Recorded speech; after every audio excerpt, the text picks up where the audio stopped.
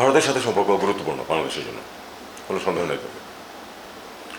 তবে একটি জিনিস আমি এইটুকু এভাবে ইভ্যালুয়েট করতে পারি যে ভারতের সাথে আমি আপনাদেরকে একদম প্রথম থেকে একটা টার্ম, একটা ফ্রেজ ব্যবহার করে আসছি, good working relation on the basis of reciprocal respect and interest. তো আমি আপনাদেরকে এটুকু বলতে পারি যে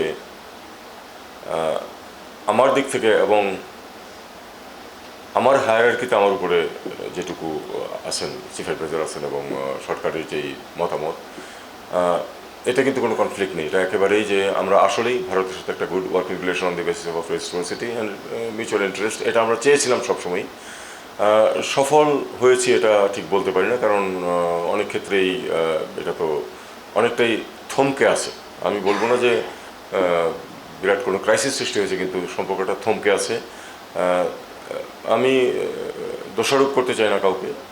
ভারত নিশ্চয়ই তাদের স্বার্থ যেভাবে তারা চিন্তা করে সেভাবেই করেছে, আমরা আমাদের স্বার্থ যেভাবে রক্ষিত হয় বলে ভেবেছি সেভাবে চেষ্টা করেছি।